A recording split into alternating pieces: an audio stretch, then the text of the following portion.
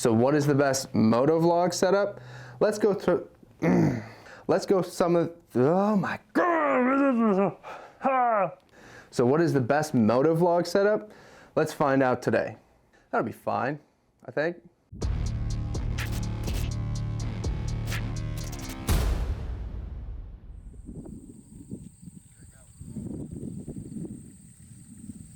So I wanted to go through this today because I got a question from Thumper Torque.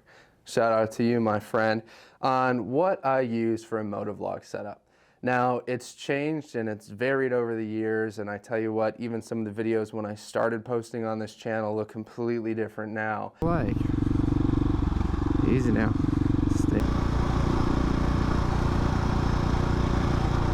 And there's some iterations in between, and I've spent a ton of time trying different settings, trying different cameras, trying a whole bunch of different mics. Trust me, you don't want to hear just in your left ear. Everything in the description below so that you guys can find them. Stop it. Get some help. On what the best setup is and what I use specifically. So let's break into what I have in my actual helmet, some of the settings on my GoPro, and what kind of mics and audio setup that I use, which I have changed and I haven't tested yet. So we'll see how this goes, but we'll go from there on that.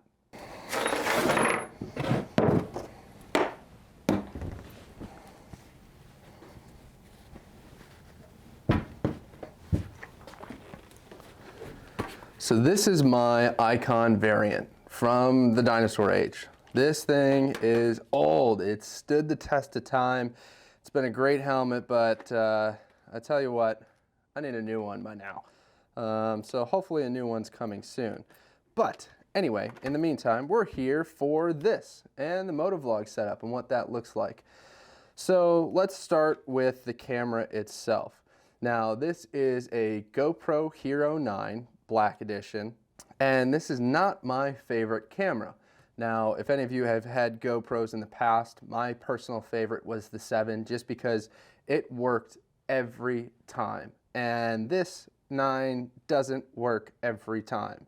Happens the same thing with the 10 and the 11, and for some reason, GoPro, as they get newer and newer cameras, they just stop working consistently. Something about it, just, I don't know. Either way, GoPro HERO9 with the Media Mod.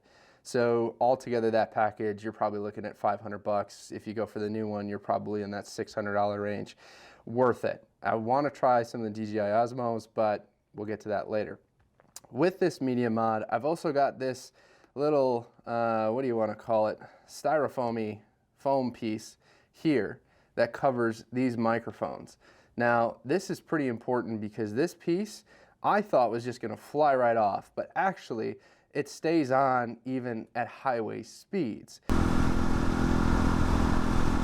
So when you get this with your Media Mod, definitely put it on there and leave it on there because it helps reduce some of the wind noise, because when this Media Mod is on and you plug in your microphone, you're still going to get noise from this microphone. So make sure you got some sort of wind protection on there. I wouldn't tape it closed, but I would definitely run with this on there. Also, you'll notice I've got one of the Polar Pro ND filters on here. So I run with an ND16, which is pretty dark in all honesty, and I rotate between the ND16 and the ND8 and don't really go anything lower just based on settings. And the best part about this is I don't have to necessarily color grade. Everything you see in my videos, I don't touch, I don't color grade, I don't change anything.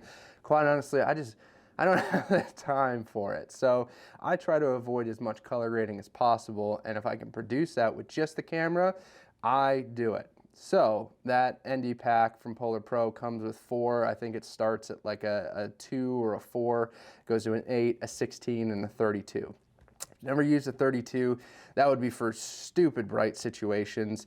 The ND16 is great in itself just because, yeah, what you see is what you get in my channel with all the settings on it. The 8's for a little bit of moderately cloudy to somewhat sunny day, and I wouldn't even run the 2 or 4. I would just go clear at that point. The one caveat that I do have with this filter system and this GoPro is that they're lock on. So you have to physically twist and remove this to get a clear lens on there or change out the ND filter. Now this is great because I know it's going to stay on there, but the problem is if I'm riding at night or I go through a tunnel, it is so dark that you can't even tell. I mean, the difference is incredible. Here are some examples of what I'm talking about. With my old 7, when it just had an ND filter that just slapped on top over that clear lens, the best part about it is if I was going through a tunnel or it was getting darker at night, all I would have to do is just pull that ND filter off and put it in my pocket, and I could ride, normally home. With this, I've got to carry that extra clear factory GoPro lens cap on there and physically rotate it off and put that one back on. A bit of an annoyance, so definitely keep that in mind when you're looking at these ND filters. With all this setup here, for this specific icon, what I've used is this giant GoPro mount. Now, you can use whatever GoPro mount you'd like, but this one is absolutely massive. I mean, it's this giant chin plastic piece that you Velcro and stick onto your helmet, and I think it's ugly and I kind of hate it and I want to get a new one, but I don't really know what will fit or what will work. So for now, it'll work.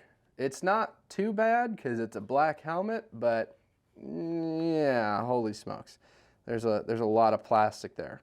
So a lot going on at this front end. So why don't we take the GoPro off, let's go through some settings and see what that looks like. All right, let's turn this sucker on here. And I'm hoping you can see this. Let's see. Focus. Focus. All right, there we go. A little bit of glare, but we're fine.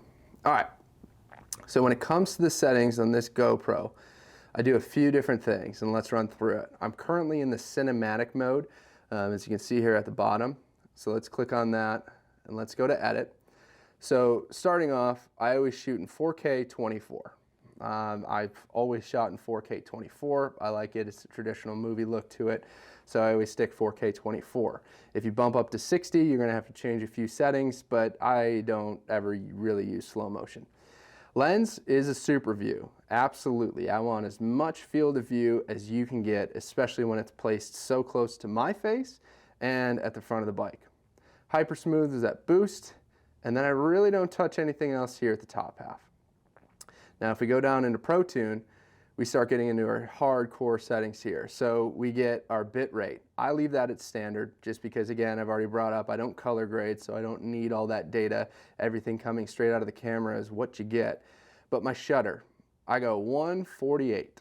So with that, I basically take my frame rate of 24 and I times it by 2. So I would go to 148. So same thing if you're shooting 60, you'd want a shutter of 1/120. And what that does is it produces a good motion blur on the side, especially with that ND filter on it, and makes it look a lot more real and closer to the natural eye. Now, when you do that, you lose a lot of detail. So I've noticed at times that you kind of run into a lot more blur than you want. So bumping that up to 1/60 is not a terrible thing to retain some of that detail, but you lose a lot of that good cinematic look to it. But again, since you're moving so fast on a motorcycle and you're rotating your head left and right, that can be a problem. So when I go to white balance, auto, leave it where it is, it'll be just fine.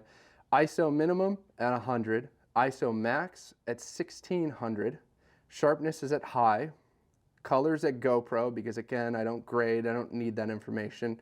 Raw audio, which will come into effect later, I leave it low because I can always turn it up, but if it's too high coming out of the camera, you just can't use it. Wind, I leave off, and Media Mod, I put to the back. So this is where that point comes in of having this foam piece on your Media Mod really comes into an important state right there. Making sure it's to the back is definitely crucial. When it comes to shortcuts, I leave everything as it is. I don't really touch it. And that's what the GoPro looks like. So why don't we get into what microphone setup and what the helmet is actually wired to do. All right, so when it comes to the actual microphone itself, One of the key pieces that I use is this little chin mount wind guard thingamajigger. This actually does help a lot. It keeps a lot of the wind coming up from your chin, so I would suggest definitely one of these. Those help. But either way, I use just your basic TRS male to female end that goes into this microphone, and I won't tear apart the helmet too much because it's a pain in the ass, to this Hama microphone.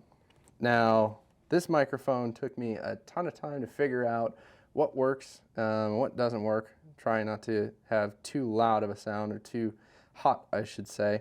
And in all honesty, this microphone sucks for regular microphone use, but we're not using it for regular microphone use, right?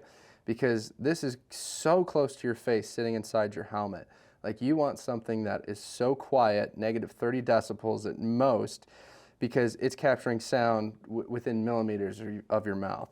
So having a bad microphone is honestly the best route. And after testing multiple different microphones, this has been the absolute best one that I've found. Now, it's a hard piece. Here, let's take it out, screw it. Now with this microphone, I also put one of these dead cats, wind socks, whatever on it. It kind of tickles your chin a little bit, but that helps a ton with capturing any extra wind and making sure it doesn't go through the sound. But it is a hard angle on a TRS cable, and yeah, be forewarned of that. So I don't actually tape this in my helmet at all. I've got two of these, one for my Aero helmet and one that I leave in my Icon. And yeah, they're great. I'll put the links down below in the description for everything you see here today. And yeah, that's it. So now I gotta figure out how this all went back in.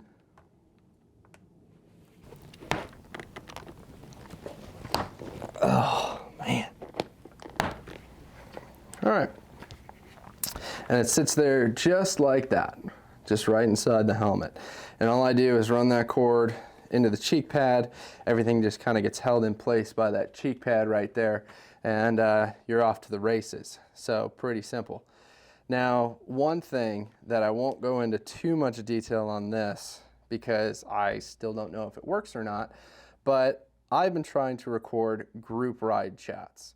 Now, since I've been riding with a new group of friends here, I've been trying to capture that sound and communication between, you know, the 2, 3, 4 of us. And that's been a very difficult thing to figure out. And I think that's for a whole nother video. But that taps into the Sena here that I use. It's a 30K, so again, an older model. I don't have the money to upgrade it just yet, but I have to run a whole different set of cords, and honestly have ripped this helmet apart a couple times just to get it to work. But the most important thing that I've noticed, especially when recording audio, you know, with the GoPro and with the basic setup of just having a single microphone going in, a connection cable to that GoPro, is editing. And when I go through and I take the footage from this GoPro, what I always do is I take the audio file and put that under my video file. So I sync it all up and I make sure that I have those multiple audio tracks, so I have the channels, and really go from there. So I'm trying to think if there's anything else that really separates this. I mean, honestly, it's pretty clean, clear, and simple at just that. So I think that covers everything with my motovlog setup that I use. Everything from the GoPro settings and the gear I use on the GoPro, and the microphone and cords that I use to capture that audio within my helmet. So outside of that, I'll get into how I record group chats and some examples later once I have some more time to test it. But that's it. It's pretty simple. You know, just make sure you have a good mounting point.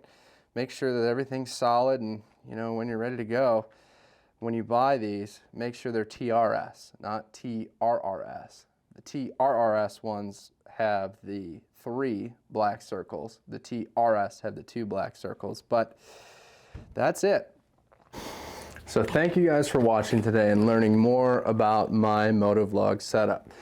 Now, if you have any questions on any of the gear that I use, on any of the things on the bike, anything else, leave a comment below and I'll try to make a video for you and explain it a little bit further. If there's anything I missed, if there's anything else that you think I should cover as far as this setup goes, please let me know. And again, I'll get into that group ride audio capturing later.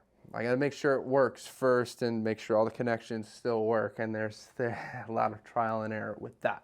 But I hope that answered your questions, Thumper Torque. And remember, keep riding